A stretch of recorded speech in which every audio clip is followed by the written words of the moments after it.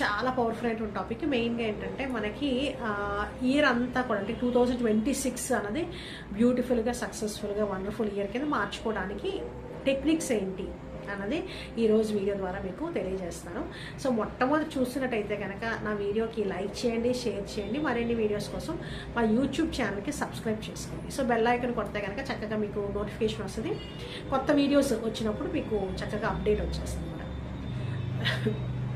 So వీడియోలోకి వెళ్తే కనుక మెయిన్గా మనకి 2026 అన్నది బ్యూటిఫుల్గా సక్సెస్ఫుల్గా, అలాగే మనుషులు పరిస్థితులు అన్నీ అనుకూలంగా ఉండాలి అనుకుంటే కనుక చక్కగా ఏం చేస్తారంటే ఒక 21 days నియమబద్ధంగా మీరు మనసులో సంకల్పం చేసుకోండి. సో ఇక్కడ మనకి బ్రహ్మ ముహూర్తంలో చాలా ఎక్కువ ఎనర్జీస్ ఉంటాయి. సో బ్రహ్మ ముహూర్తంలో ఏంటంటే అమృత వేళ అంటారు, అమృత వాయువు అన్నది కూడా రిలీజ్ అవుతుంది. సో అట్లానే మనకి పంచభూతాలు, నవగ్రహాలు, ముక్కోటి దేవతలు, డివైన్ మాస్టర్స్ అందరూ కూడా మనకి అక్కడ అలైన్ అయి ఉంటుంది. సో యూనివర్సల్ ఎనర్జీ కూడా అలైన్ అయి ఉంటుంది. మెయిన్గా పౌర్ణమి అప్పుడు కూడా మనకి చాలా ఎక్కువ ఎనర్జీస్ ఉంటాయి. సో పౌర్ణమి అప్పటి నుంచి స్టార్ట్ చేస్తే చాలా బాగా పనిచేస్తుంది. సో పౌర్ణమి దానికి ఎనర్జీస్ మనకి పౌర్ణమి ఉన్నటువంటి డే నుంచి బిఫోర్ 3 days ఉంటుంది, అలాగే ఆఫ్టర్ 3 days ఉంటుంది.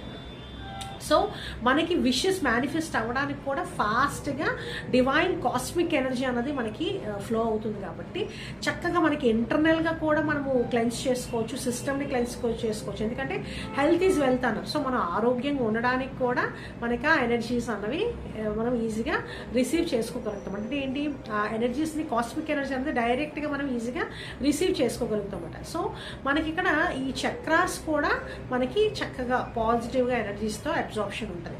అట్లానే మెయిన్గా ఏంటంటే మనకి ప్రాణవాయువు అంటే ఏంటి, మెయిన్గా మనము ఆక్సిజన్ ఏదైతే ఉందో హై అమౌంట్ ఆఫ్ ఆక్సిజన్ అన్నది కూడా మనము అమృతము అంటే ఏంటి, మన సెల్స్లో కూడా సెల్ అన్నది చార్జ్ చేసుకోగలుగుతాం అన్నమాట.